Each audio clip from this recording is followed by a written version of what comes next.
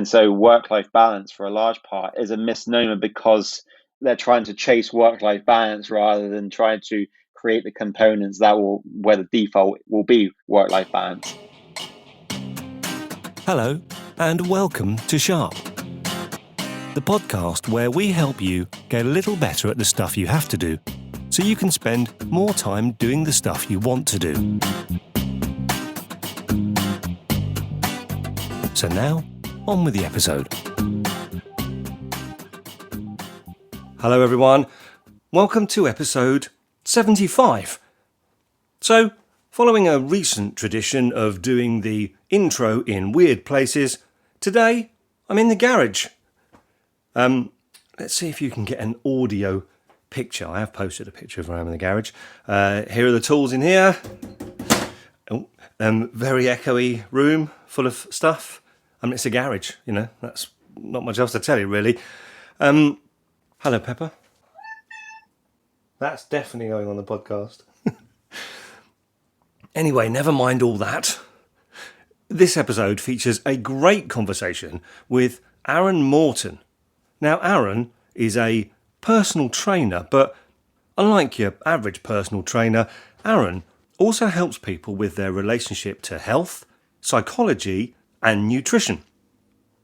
He helps people get better by looking at the bigger picture, not just the stuff that happens in the gym. Now, how would I describe this conversation? I'm a bit rambly, but what I love is I feel like that you kind of get sucked into this relaxing conversation, and then, before you know it, we've covered really significant and helpful topics. We talk about things like what you pay attention to, like your breath, how a framework can free you up to do what's important, the idea that discipline is freedom. And we cover big topics like happiness and confidence, and how in Aaron's experience, these things come as a byproduct of other things. And towards the end, we talk about willpower versus habit. Now that bit came out of the blue. To be honest, if you only take one thing away from this chat, that end part alone is well worth it. Now, as is the case these days, technology tried to get in the way of making this episode happen in two ways. The first way is there's a few little audio glitches in there, but that's the technology we were using, wanted to make an appearance, and it did. But to be honest, I think the content is so good, I don't think it matters.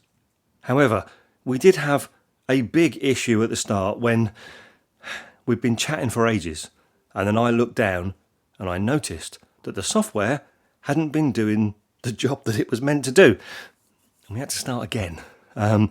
Aaron was tremendously patient, and you join us as we hit record for the second time, and this time, thank goodness, it worked. Oh, and come back at the end for an announcement about the future of this podcast. Good afternoon, Aaron. How are you, and where are you? I'm good, and I'm based in Cardiff, so so that's where I am at the moment. Oh, fantastic! How's the weather in Cardiff? The weather is overcast, which is better than what it normally is, which is raining. So, with hay fever running strong, I'm kind of hoping for that rain to arrive at some point. Well, I really like your positive attitude. Thank you. It's overcast is better than raining. We like positive people on this podcast. Absolutely. Thanks ever so much for joining us. We have got so much to talk about, some of which will feel a bit like deja vu. First of all, I have to ask you, do you have socks on? I do. I have what colour are your on socks? As well, luckily. They are black. They're black. Okay. Yes, they are. Do you usually wear black socks every day? I do. I don't own many coloured socks. It's all black, I'm afraid. Don't be afraid. They kind of go for it with everything, don't they? So yeah, absolutely. Aaron, I'm so excited to talk to you because we'll get into the detail of it, but there appear to be really, really strong overlaps between some of the areas you work in and a lot of what we cover in this podcast. You may or may not know, but the strapline for our podcast is we want to help people get better at the stuff that they have to do so they can then spend more time doing the things they want to do. And at face value, that appears to set up a bit of a conflict between the stuff we have to do, which you might think is work stuff, and the stuff we want to do, which is personal stuff. But actually, there is a little bit more to it, because arguably the stuff that you have to do may also be the stuff that you want to do. And some people out there may love their job and they may want to just get better at it and do more of it. And I know a lot of people will think about exercise as something they have to do. And some people will think about exercise as a negative thing. But in what you do, you not only help people with physical fitness, you also help people with their mental approach, their wider life stuff, how they fit that all into having a busy life. Have I got that right? Have I described what you do relatively accurately? Yeah, the ideal picture of what I do. Yeah, I mean, essentially, it's people come for personal training, so I always got to make sure I abide by that. They wouldn't quite like it if I they came to exercise and we sat down on the sofa and talked about their life for an hour. I always say that when you talk about weight loss, you have the common formula is calories in, calories out. So to lose weight, you need to eat less calories than you expend. Mm-hmm. Well, in the grand scale of things, yes, it is. But there's a whole myriad of stuff around it that influences your decisions about what and how much you eat. Okay. The reason being is because we're part of a system. The act of eating is part of a system that involves your life. And so the things that happen before that decision of what and how you are going to eat is a large factor. So while someone is coming for personal training in order to lose weight, get fitter, improve their back pain and things like that, that's almost the front face of what you see, but behind it all is a whole array of decisions, influences, and beliefs, values, everything mixed in together. And then what comes out of it is, I want to lose weight, I want to improve my back pain. And so the notion of what you're going to do, that person's going to do in order to improve those, is largely influenced by the same things. So by me talking to them about various about what they do in the day, what their family is, what they think about this, what they think about that, what they've done in that week, it starts to build a picture. Okay. And then when you are aware of that picture, then you can start to help influence it in some way. So, for example, a guy came to me once, and he was a managing director of a plumbing company, and his wife, I think, sent him, which is never a great start. But he was open minded. He was an open minded guy, and so so he wanted to lose weight and exercise. So first thing was like, what do you tend to eat? And he said, I have a pack of crisps every day. We have a takeaway on a Friday, the usual stuff. Yeah. So rather than saying, right, what you need to do is a meal plan, follow it, and then if you follow it, you'll lose weight. I said, well, what can we do with your crisps that we could agree on? And so he agreed that he's going to have one pack of crisps a week, sorry. And so we started with that, and then when he was doing that, and in amongst all the personal training, and he started to lose weight, then you start the momentum, and then you start to build on that momentum to the point that a year later we introduce fasting. There's 3 aspects of fasting, where some would see the more extreme version of being a 24-hour fast, once or twice a week. When I explained the fasting options, he chose a 24-hour one. Now, if at the very first session I said, right, we're going to do a 24-hour fast 1 day a week, he would probably say no, and he probably wouldn't have done it. Yeah. But through that generative change, he a year in, he was able to say, I'm going to do that. I'm going to do a 24-hour fast once a week, and he did it. And he got benefit from that, and that's now in order for us to agree upon that, we had to develop a relationship between a trainer and client, and part of that involved me knowing more about his life. And so when I encounter personal training, it's looking at the person's whole life to be able to influence their whole life rather than just about movement. Okay. You when we've talked before, you've talked about things like how people breathe, how much sleep they get, what else is going on in their life, they're sleeping. What got you into this world? Why do you do this? Why do you do this? Well, personally, I was always into fitness and exercise. So I've always done. I did football, and then I'm doing martial arts, and I did sports science at university, Okay. and the natural progression from that after the mind numbing boredom of admin work after university was to become a personal trainer. I say mind numbing and boring, but it actually opened my eyes to just listening to office workers and talking, hearing them talk about diets and talk about Right. their mindset. So it was a good observation of such. So it was a good experience to be part of that world. But then I became a personal trainer, and on top of that, I done hypnotherapy and trained in NLP, neuro linguistic programming, Mm-hmm. and interest in psychology, and I was a nutritionist as well, trained as a nutritionist. So it's almost like ticking all of those boxes and then bringing it all together Mm.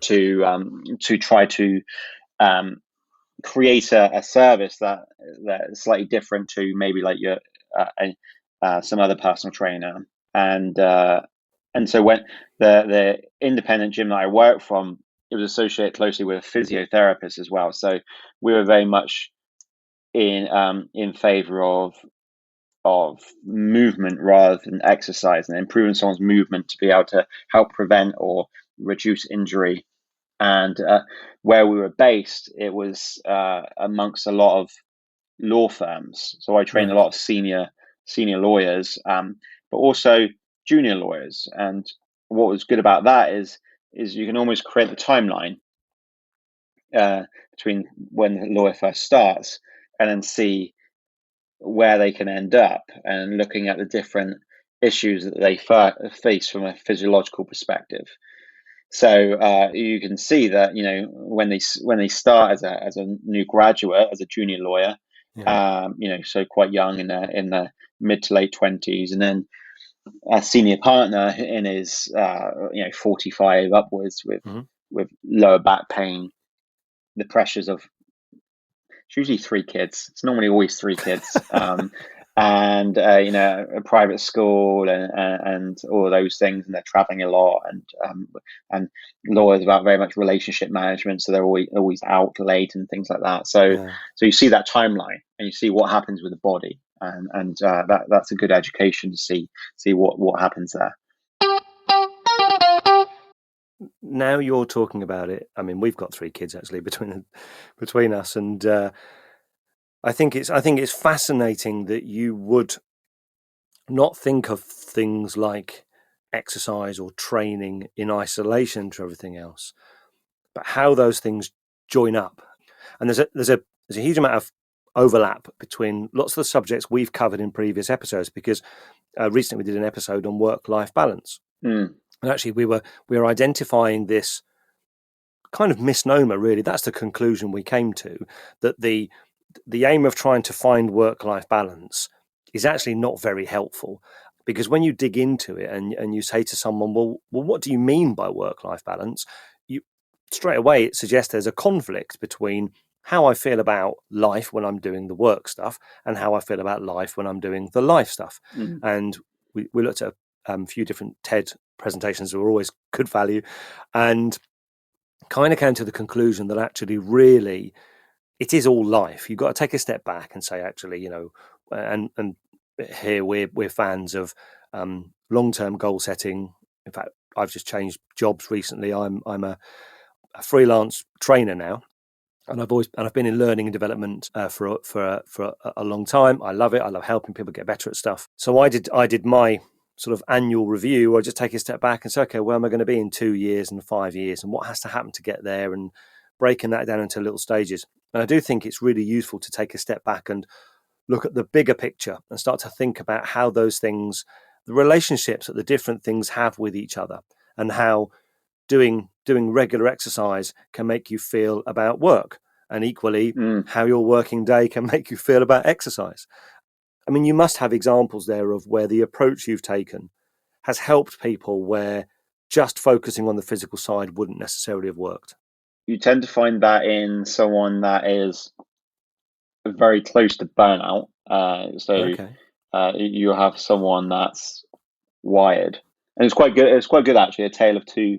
It's quite a tale of two lawyers who you know they're in the same place in their workplace, where one of them never missed an appointment, where the other one was constantly missing an appointment, and the one that never missed an appointment, they never missed an appointment because they saw it as a resource to their work, so that it gave them energy, whereas the other one saw it as a distraction as such, and so they had to cancel Wednesday. But when someone's close to burnout, exercise is stress on the body. It is a stressor. So that for that person, they either need to step back and reassess what's going on in their life.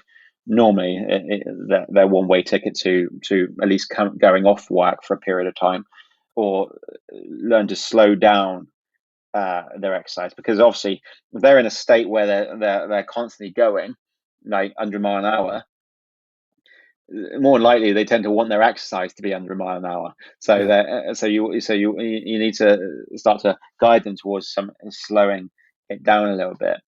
But the whole notion of work-life balance is a bit of a misnomer as such, and because in the same way that when you talk about chasing happiness, those that chase happiness very rarely find happiness, and those that almost create their life in the way that they want to have happiness as a byproduct. In the same way, confident when you try to create confidence doesn't always happen. It's only until you look at what the components of confidence are, that confidence comes as a byproduct, as a result. That can either be in the competency of what you're doing, the work, which means that you're confident in your work, or if you're confident socially, tends to be as a result of doing a lot of social activities, not trying to be confident. And so work-life balance for a large part is a misnomer, because for a large part they're trying to chase work-life balance rather than trying to create the components where the default will be work-life balance. Yeah. And I think a lot of people thought that would be the case when COVID hit, and so they started to work from home. And although it's certainly given more people flexibility, so more people, for example, are able to book sessions during the day for PT, a lot more than what they previously did. It was always a nightmare trying to get people at the beginning and end of the day, and when you had a client that could have a session during the day, it was almost like the golden client. But this notion of work-life balance, you have to try and not make it a thing that you're trying to chase. You've got to create it as such. For a large part, you're not always in control of that, so that can take time. Like if you're not always in control of what shifts you can do, or how your work is created, especially with the lawyers, for example, it can become a trap, because if you're on a couple of $100,000 a year and you're trying to create a work-life balance, you're not always going to quit your job, because you got to make up that monthly income. You're not always, if you're in the relationship management business, which essentially law is, you still got a lot of responsibilities. So this can take time. And so for a large part, work-life balance can be about patience more than anything. Patience in creating what you want. And it's not always going to come overnight, in the same way health doesn't come overnight. And that can be an issue. What I call the are we there yet mentality. You say you want something and you're like, am I there yet? Am I there yet? Well, this can take time. It's a cumulative effect. Yeah. And I also think that your outlook on life, you talked there about chasing happiness, and my personal view is that many of us focus on the gap. We focus on what we haven't achieved. We focus on the difference between where we are and where we want to be, as opposed to actually focusing on what we have achieved, what we have succeeded. And my view is that if you want to understand a little bit about what happiness is about, it is actually about focusing on what you have achieved, and the movement you've made, whether it's in exercise, health, fitness, work, whatever, rather than you not being where you want to be. So this must be, I mean, it must be a tremendously rewarding pastime, lifestyle. How would you describe what you do? Because it sounds a lot more than just a job. It sounds like a vocation, and actually, presumably, you live your life in the same way. Yeah, I do. I mean, I always say, like, what other profession do you get to spend an hour with someone where you can help them with exercise, but also find out about their life. You don't get that with a GP, Yeah. and you don't always get that with a therapist, because you're very if you go with a therapist, it might be a single modality that you're working on. So with personal training, especially the way that I do personal training, is that, yeah, from a holistic perspective, you do find out a lot. Like you end up clients end up sharing quite a lot in that way, and as a result, you can in some way work to give them more than just the exercise.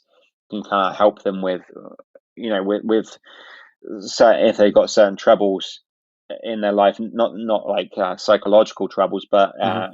problems that they might talk through, and you can provide an outside perspective, because someone might say, "Oh, it's good that I can speak in that about that, because if I speak to a family member, they're invested in the other person, that they know the other person, so they have a certain bias." So you have that, so it is rewarding in that sense, but it's also rewarding because I'm interested in this area of health, psychology, nutrition, and this kind of works.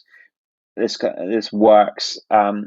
All of these, but I'm also interested in business, and interested in current affairs, and the people that I tend to work with. They're in business, they're busy professionals, so they tend to have an interest in those areas. So they have a lot to talk about, and in amongst that, helping them with their health, which is, and sometimes you've got to hold the space for them, because they don't always have the belief that they can do something. So someone doesn't always come in and say, I want to lose weight, or and you're like, and they're like, yeah, and I know I can lose weight. Sometimes it's I want to lose weight, or I want to get fitter, but I failed a lot in the past. And they don't always say that explicitly; they might say it implicitly. And so that's where the coaching aspect is. It is that notion sometimes where you're like a pilot, and you're constantly going off course, and you're kind of Bring them guiding back them again. back, Yeah. and so they're talking about something. You're trying to reframe it back, so you can kind of bring them back to thinking in a way where they're more likely to achieve Yeah. what they want to achieve. And so, that comes from the psychology, like not listening to their language. I had a great one the other week. You said, the person said, it feels like I'm in a cell. Yeah, and then when I asked them, where do you see yourself in 6 months or so, and they're like, well, I can't see that far forward in the future. Well, it's Wow. no surprise if you see yourself in a cell, Yeah.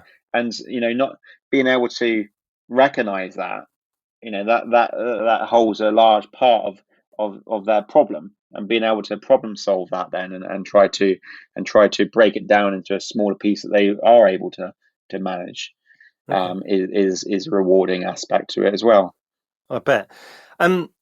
So, given that I know you're very busy because you had clients this morning. When we finish, you're going to go off to other clients.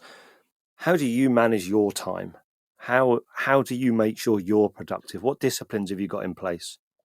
Well, I wouldn't say I'm the most productive person in the world in terms of, I get stuff done, obviously, but in terms of other responsibilities, I'm at an age where I don't have kids and things like that. So, Mhm. so that's it. But a list is a big factor. Yep. I'm very aware that if I don't have a list, I use that to-do list. Is it todolist.com? I think. Yeah. I use that. I also enjoy just browsing stuff, like stuff that I'm interested in, but just browsing, going Okay. from Wikipedia to a website to this, and I was like, oh, I could maybe buy that and things like that. Yeah. So I got to keep focused by having a list of what I need to do that day, and because the notion of clients might be in the morning, and then I come back, and then I've got another client a couple of hours later. Really making use of that time. So I started up a YouTube channel, for example. So that's a new skill that I have to develop. So Wow. filming that, editing that, sending it off to the actual editor, and doing bloody thumbnails and all that stuff, and then trying to promote it and stuff like that takes a lot of time. So it's breaking those tasks down, and then being able to put it into a to-do list of sorts, and then being able to act that out. So some call that task decomposition. You have a big task, and then you can break it down to Yep. be able to put it into manageable pieces, and then go through it one by one until it's completed, and then you can do the next day. So I do that quite a bit. So that's really interesting because you started off by saying I'm not the most productive person, and then you've just described something that most people don't do, which is what's in most people. A lot of people that struggle with getting everything done in the day, getting things sorted, don't take the time to look at the task and say, okay, let me break that down into its component pieces and focus on its component pieces. So if you've got to sort a gift out for your mum for a birthday, or Auntie Mabel or whoever it is, just writing down sort out Auntie Mabel's gift, that's not actually a clear definition of the actions you've got to take. The actions you've got to take are research what gift you want to get, go and buy it, wrap it up, post it, give it to her, or however you're going to present it. So by breaking things down into their discrete components and then being clear about what are the actual things I can do with my hands, arms, legs, mouth, head, whatever, that's the trick. That's the trick that lots of people miss out on. They have this nebulous idea that there is something I have to do, sort birthday, or clear garage, or sort car, but actually don't take the time to stop and think about, okay, so what are the pieces? And then by focusing on the pieces, then you get progress. So But you the funny are, thing is the funny thing is when you're working with clients that you notice different mindsets. So, for example, you could have a project manager that is perfectly able to break stuff down, yes, but wants to lose 3 stone in a month, and you realize that they see it as a big thing yes, that they have to achieve, and they haven't necessarily broke it down and presented that time frame, and seen where that is. Or you'll have someone that hasn't really learned the skill set of solving problems, so that their ability to think through an issue hasn't been nurtured in a way. So when they get to an issue of, oh, I haven't lost as much as I wanted to, mm-hmm. right? What can we do next? Oh, I don't know. And that don't know is a block. It's like a threshold to their thinking as such, because when they've encountered a problem before, that's the point where they've either given up or said sod it, I'm gonna binge eat or whatever. And so you recognize when you're talking to someone where their threshold of thinking is. Okay. And so that ability then stops them from breaking something down and going, right, okay, what are the component pieces of this, and going and then working from there. taking a step back, going laterally, going through, and things like that. So the ability to, and that's why I think the ability to think is a fantastic skill to nurture. But because we all think in some capacity, in the same way that we all breathe in some capacity, it's never seen as something that needs to be worked on, and it definitely does, because you've got to recognize the components required to solve a problem, go from A to B. Say this is like that. Yeah. So what you've done previously can help you what you've done in what you do now. That's why I use jiu-jitsu as a metaphor a lot of the times, because it's or driving, because it can help you see that this problem you're facing is something you've encountered before, and there's a beginning, a middle, and an end to most problems, and so that gives you and puts you in a state of mind to be able to solve that problem then. Yeah.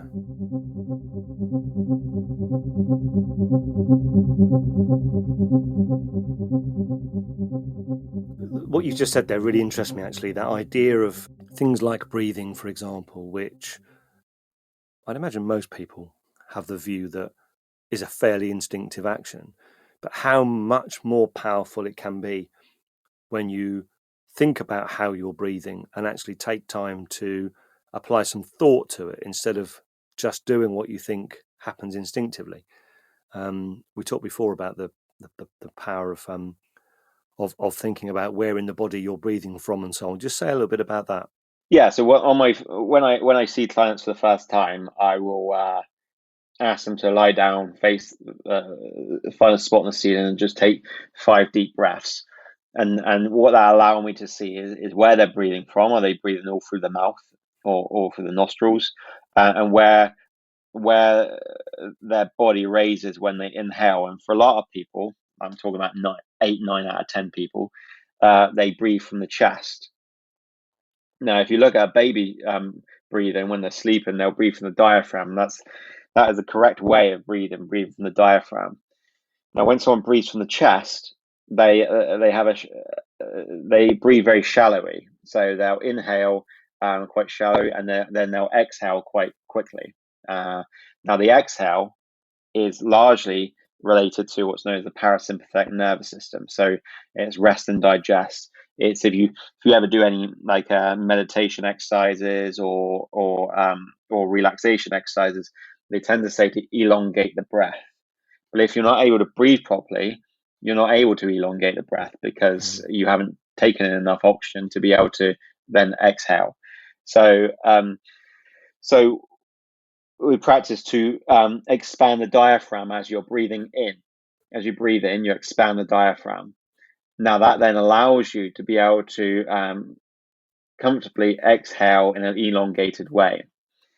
What it also does, though, is a fundamental part of core stability is the ability to co-contract your muscles around your spine. And they only co-contract when you're able to expand the diaphragm. So breathing is a massively important thing. But as one client said to me, you're just going to tell me to breathe. And it's like, because we do it so naturally, it's almost thrown off. I mean, up until maybe like a couple of years, up until Wim Hof came out with his Wim Hof method, and James Nestor came out with the Breathe book, and in some aspects, mindfulness meditation. No one really paid attention to breathing, to be honest. It's only in the last 2 years that it's become more popular, and so it's massively important because it helps regulate your blood pressure, helps you get into a relaxed state. It helps in regards to your fitness. In meditation, they tend to start in terms of breathing as your anchor point, being aware of your breathing. And so being able to have practice your breathing is a fundamental part of physical health and mental health, essentially. So I tend to have that as an important aspect. something that seems to be a fairly common thread through what you're talking about is this idea of paying attention to things that your average person takes for granted. You've talked about breathing. We talked about sleeping. Obviously, you focus on nutrition. Another area that I'm always interested in is relationships and relationships with people, because a few years ago, Lisa and I decided she finally cracked, and I managed to convince her that we should have a weekly meeting. And her view was that why do we have to have a weekly meeting? That's a work thing. Why do we need to have a weekly meeting?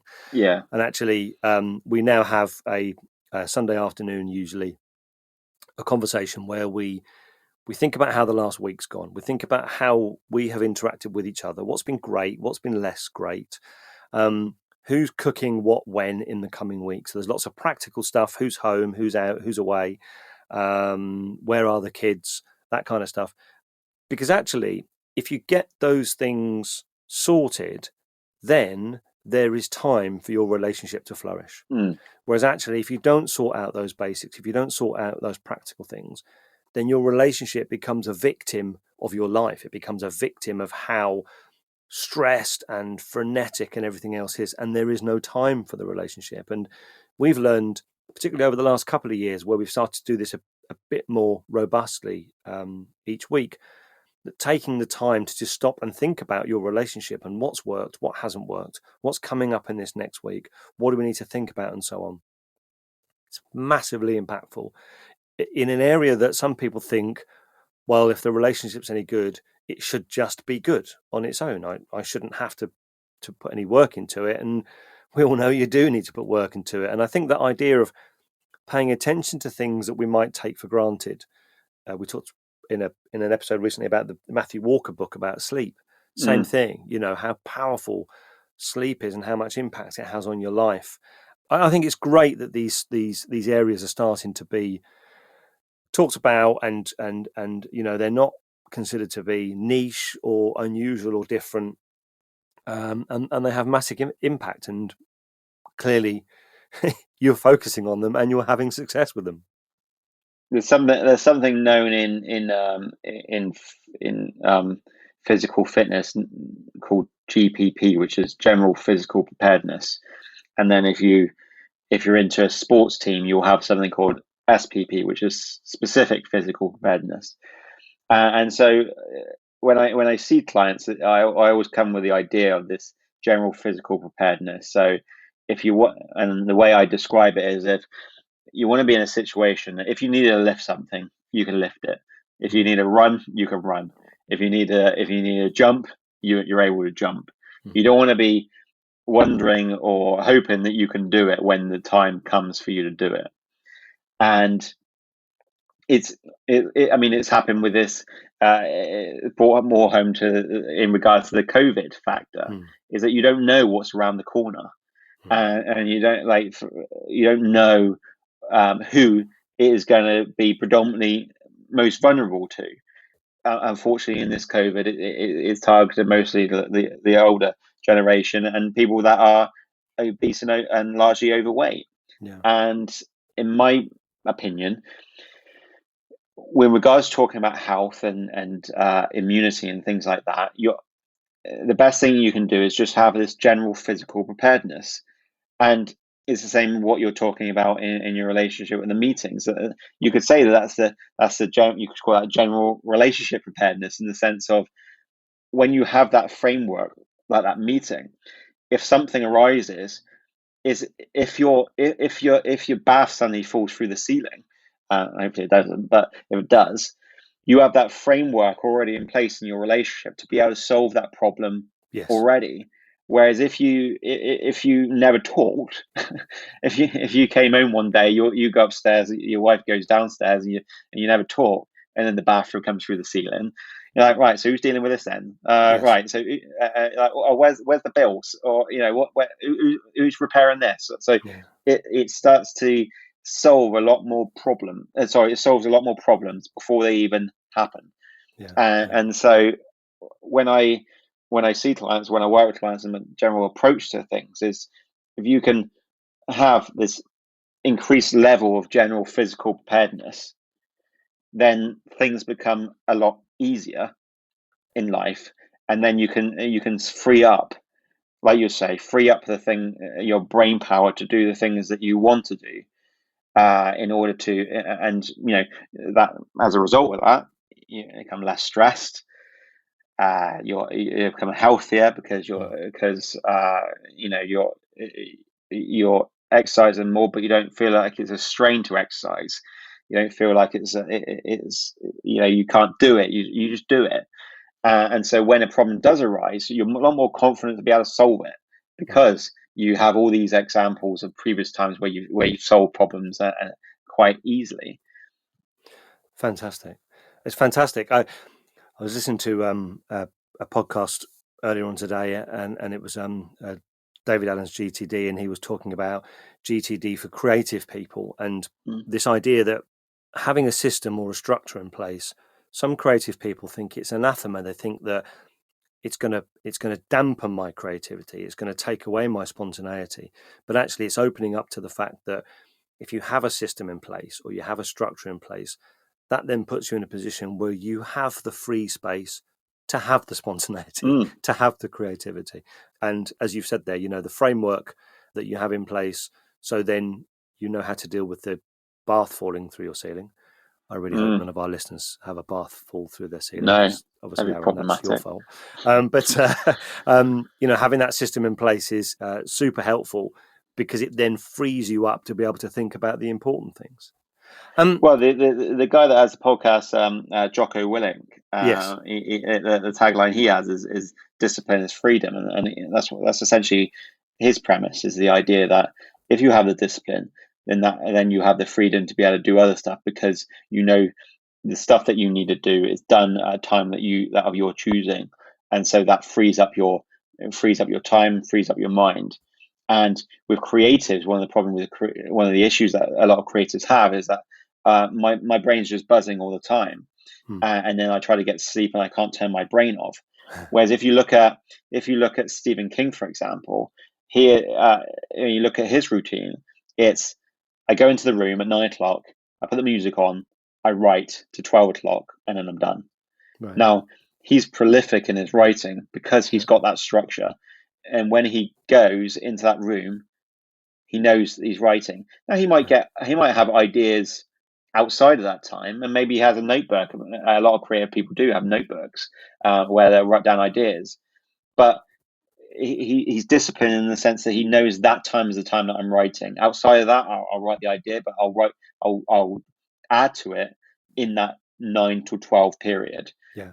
Whereas you might have someone else who's like, "Oh, I'm writing. Oh, I'm going to sit down now, but I can't think of anything to write," and things like that.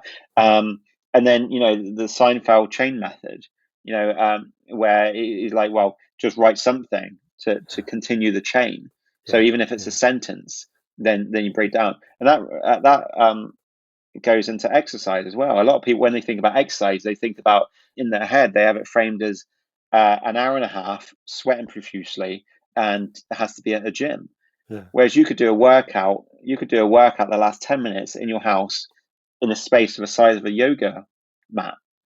And it's just the ability to be able to have that flexibility. But then that gives you the discipline to be able to have your session and then get on with the rest of your day. Yeah. And so all these things come together then, and that again goes back to how you think about the situation, and then how you solve whatever issues that come up, to be able to do it and then get on with the rest of your life.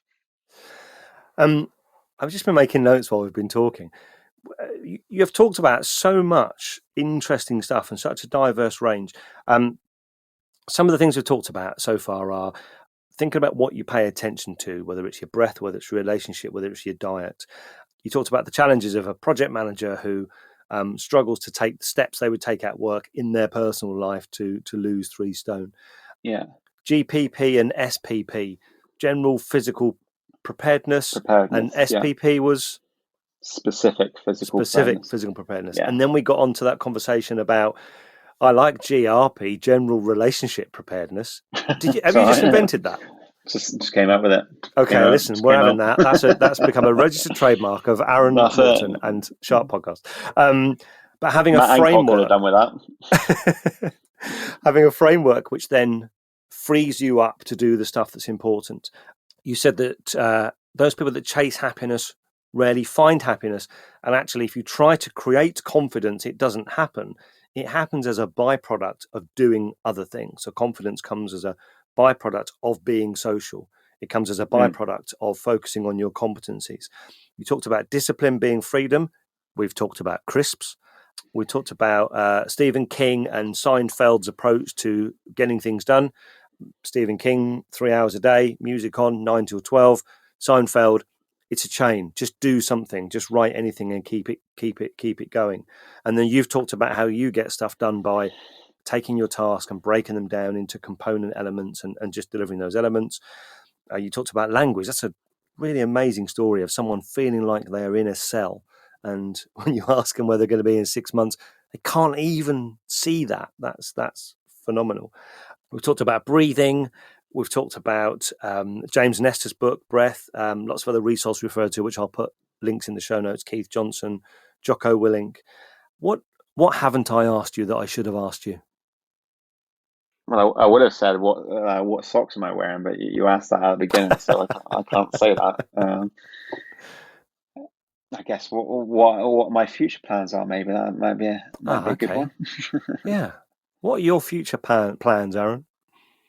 Well, I plan on doing more online stuff in the future. So I've got a website called Fit by Health.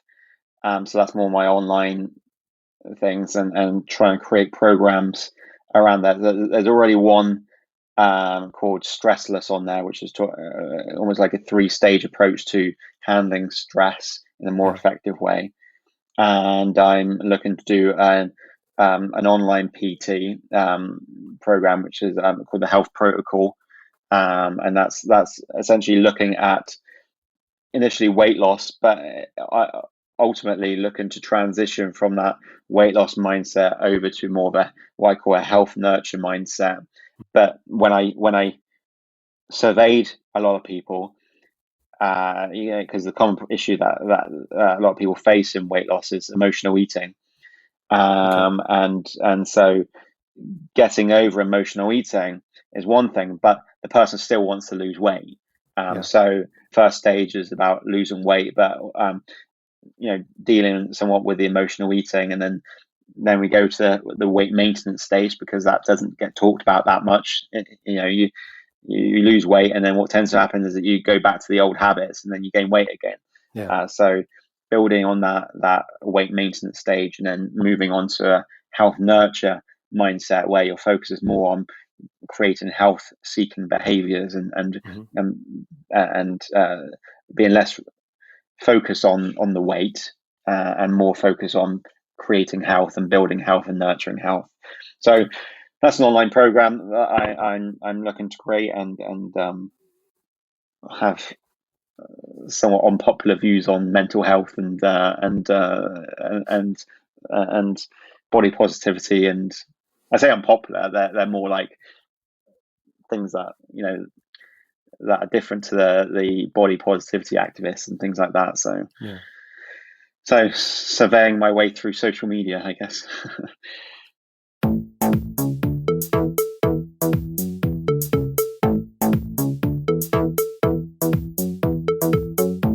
Here's a question for you that's just dropped into my head. I'm really interested in your view. What is your view on willpower? It's something that is over relying on, and whilst you may require a little bit of it at the beginning stages, if you're relying on in the later stages, it means that you haven't created a habit as such.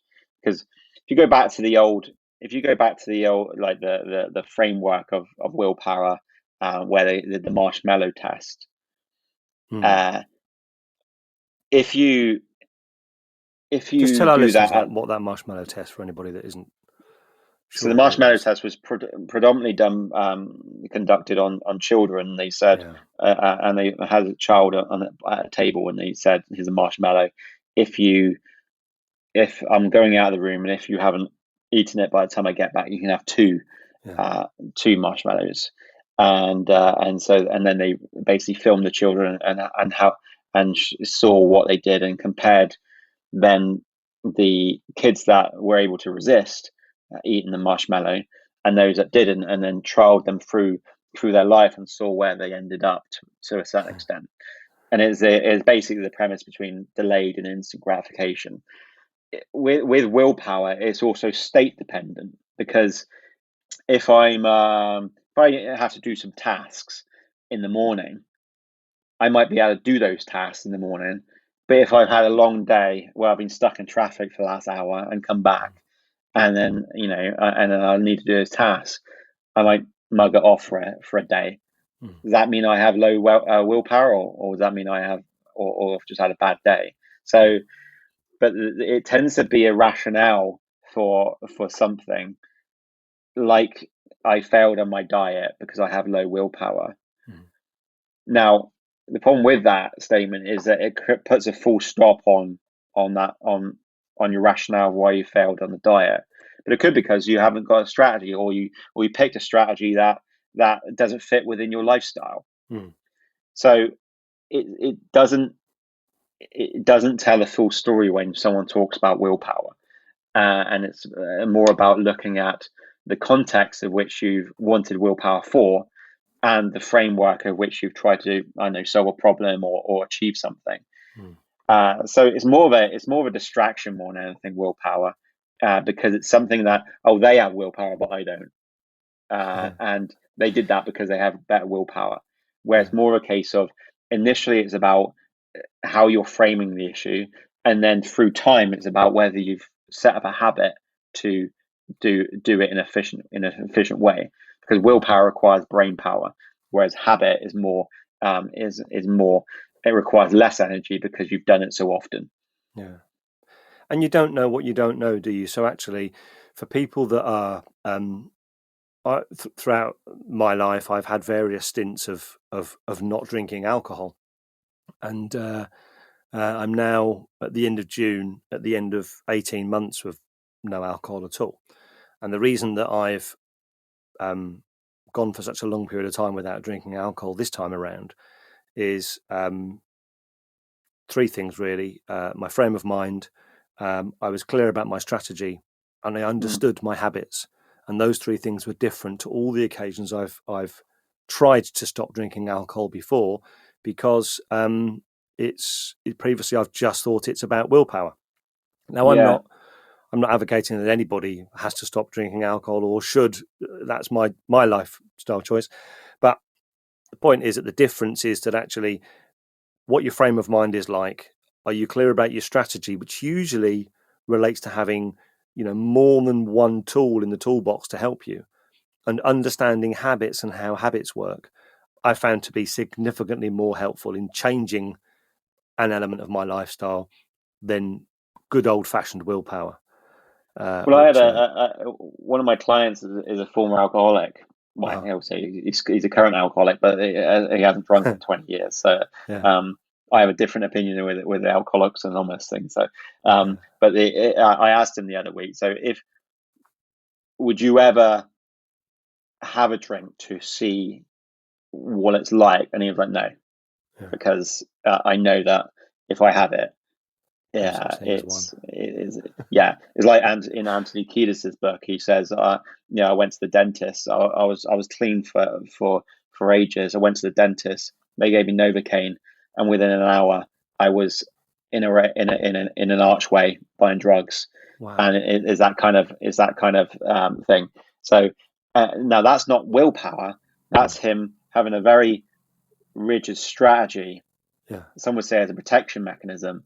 And habitually, the habit is him doing something else other than drinking. And so, for a large part, if you convert that around to fitness, someone that has a habit of fitness, they set up their life so fitness is a non-entity. It's a no-brainer. Whereas when you haven't exercised before, and you're trying to incorporate fitness into your life, it is it requires what some people might say is willpower, but what it's more a case of is the old habit at that stage is more familiar than the new habit that you're trying to create. And so you have to schedule exercise in until it becomes a habit, and then it becomes a no-brainer. You suddenly find the time to exercise because that's parcel of what you're doing. Yeah. And so that's what I mean by saying that initially what someone might describe as willpower is required, but you're doing something wrong if you're still requiring willpower, a year later or 2 years later. Yeah. Fantastic. That sounds like a great subject to bring us to close on. Can I ask you please to shamelessly plug all of your social media, your websites, your publications? Where can people find you and find out more about you? So there's fitbyhealth.com. And then there's the Fit by Health YouTube channel, which is just starting up really, but I'm building on that. And then there's Aaron Morton CO, which is the Instagram, and then there's the Fit by Health Facebook group, which is again it's just starting out, but building as we go. Fantastic. I shall put all of those links in the show notes so everyone can come and find you, and hopefully you can help even more people have fewer crisps in their life, amongst other things. I don't know. I've latched onto crisps. Well, don't disregard it completely, but just have a strategy around it. Have a crisp strategy. I think there's a title for the episode there, Aaron. Crisp strategy. Absolutely, it's good. They'll probably think it's an acronym for something. But Aaron, thank you ever so much for spending time. You've covered so much. Thank you so much. Really, really grateful. You're welcome. Hope your audience finds value in it. They definitely will. Okay. Thanks for your time. Take care, Aaron. Cheers. See you later. Bye. So that was Aaron Morton. I hope you enjoyed our ramble. I think it was a really great value conversation, actually, and hopefully you got loads out of it. Now, as you can probably tell, I'm not in the garage anymore. I'm back in the booth. So I mentioned there's going to be like a bit of an announcement at the end. Not a great big thing, but I just wanted to keep you updated. You might know that I've set up a business called SON Development, and I'm working really hard to make that a success. For anyone that's interested, I provide face-to-face or remote learning and development consultancy services to businesses that need help and support in areas like coaching, performance management, customer service, and loads more. If you're interested, you can have a look at the website. It's sondevelopment.com. But what's this got to do with the podcast, I hear you ask? Well, I set Sharp Podcast up as an informal way of helping you get some ideas, get some resource, and get some support to help you get better at stuff. Now, I'm providing that support to people more directly and I guess in a more formal way through SON Development. And I'm going to be creating courses and my own resource to help people. And all of that stuff, it's a business, it's going to be chargeable, it's part of the day job. And I need to find a way of blending together what we do here at Sharp Podcast with what I'm doing over at SON Development. Now, I don't really know yet how the format or the content of the podcast will evolve, but I do know that it's going to be linked to SON Development as a way of people getting free access to some of the content that I've recorded so far. Things that you've already had the benefit of. And then for those people that want to invest some time and some money in courses or some digital support, then I'll be actively promoting those solutions on here too. Now, I'm not sure what that means in terms of the regularity of the podcast or how the content will evolve. It might not change much at all, but I wanted to give you, my loyal listener, a heads up so that you're not surprised when things change and the presence of SON Development becomes a bit more obvious. Imagine it's like having a sponsor, I guess. It's that kind of thing. Anyway, I'll keep you posted, and I promise that in the not too distant future, there'll be at least one more Lisa and Steve at the kitchen table to look forward to. Anyway, that's enough for now. I'll be releasing something before the end of the year, that's for sure. And in the meantime, don't forget, there's 74 other episodes available covering Loads of stuff to help you get better at the things you have to do, so you can spend more time doing the things that you want to do. Speak to you soon. Take care. Bye-bye. We hope that you enjoyed what you've just listened to. Have a look at the show notes for the episode. They're at sharppodcast.com, one word, two Ps. And there you'll see the links, resources that we used, and there's reminders there to help you get better at what we talked about. So now this is where you can help us. You can share our episodes on social media. We're on Twitter, Instagram and Facebook. We are at Sharp Podcast, one word, two Ps. And another free way you can support is to give us a 5-star review on Apple Podcasts or your podcatcher app. Thanks for your help. It's really appreciated. Bye-bye.